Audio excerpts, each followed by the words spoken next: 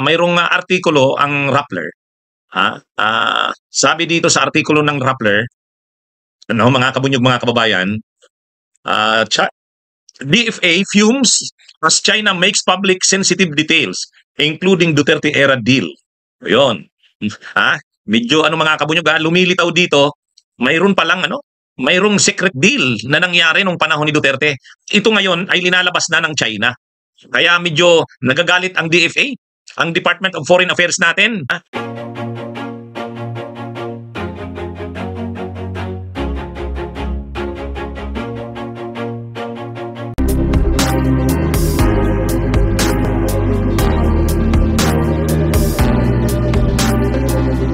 Article po ito ng Rappler, yan po ang title, DFA fumes as China makes public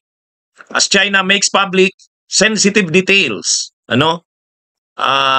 Sensitive details including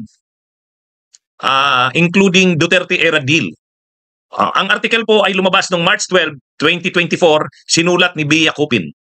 So ito mga kabunyog, medyo ito. Mahabang article yan, ikwento ko na lang sa inyo kung anong laman yan.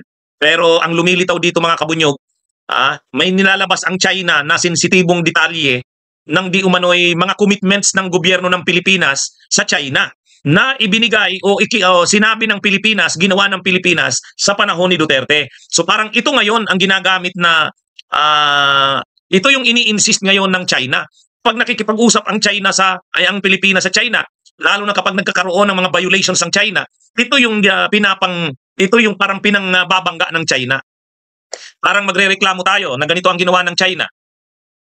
Sasabihin ng China, kayo ang lumalabag sa usapan . Ito yung usapan noong panahon ni Duterte. Ito yun, may pruweba silang pinapakita. So, mga kabunyog, sensitibo tong mga detalye ng to. Kaya nga, nagagalit daw ang Department of Foreign Affairs kasi ngayon lang nalalaman yung mga deals na yan. Ngayon ang tanong, ano bang deal yan? Alam nyo, ano ba yung deal? Alam nyo kung ano mga kabunyog? Alam nyo kung anong deal? Ganito pala.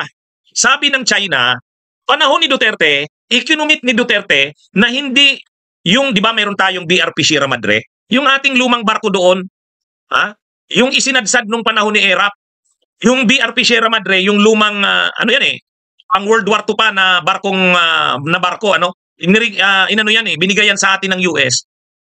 Ginamit naman natin, ang ginawa nung panahon ni Erap, nung kasagsagan nga nitong issue ng China, isinadsad yan doon. Isinadsad sa Bahura, doon sa Ayungin. Ngayon, nakasadsad na yan doon, nabubulok na, may sira na, hindi na mapapatakbo. So ginawa ngayong Navy Station. Kung baga mayroon tayong troops na naka-station doon, kaya ngayon, ang hinihintay ng China na mabulok yon. Pag nabulok yon, wala nang matutuluyan ang ating mga tauhan ng Navy. Kaya, ang gagawin dapat ng Pilipinas doon, ayusin yon. O kaya, gumawa na ng istruktura doon na, total bahura naman yan, kayang gumawa ng istruktura doon gamit ang mga concrete na mga istruktura doon. Kaya lang, ang ginagawa ng China, hinaharangan yon. Ang commitment ni Duterte nung panahon niya, hindi magdadala doon ng mga concrete materials. Hindi magdadala doon ng mga gamit sa pag-construct, pag-repair ng nasabing barko.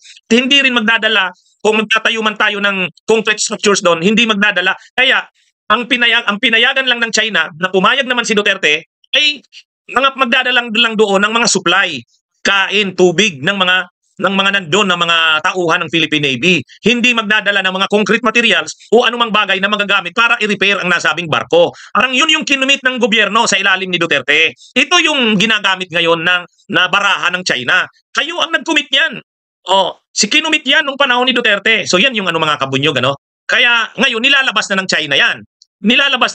Kaya ang China na mismo ang naglalabas niyan ng ganyang detalye na mayroon palang kinumit ang Pilipinas sa panahon ni Duterte at ang commitment na yon ay hindi magdadala ng mga gamit sa pang-repair ng nasabing barko, hindi magdadala ng mga gamit para mag-construct ng concrete materials doon.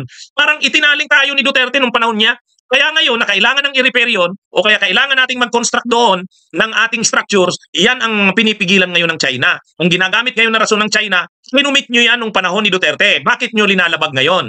Yan na yung nahihirapan ngayon ang DFA. Kaya ang title nga nitong binabasa nating article, DFA fumes as China makes public sensitive details including Duterte era deal. O yan mga kabunyog. Kaya, grabe itong ginawa ni Duterte. Ha? Ah, kaya grabe pala mga kabunyog, ano? Ha? Ano to ha? Lakihan ko tong, lakihan ko tong, ayan o. Ayan. Yan mga kabunyog o. Yan ang kumpletong title ng artikulo. Basahin nyo na lang po sa Rappler. Yan o. DFA fumes as China makes public sensitive details including Duterte era deal. Artikulo po yan nung March 12, kahapon 2024 ni Bia Kupin. Binasa ko na yung buong article, yan po ang laman yan. Kaya yan yung ginagamit ngayon ng China.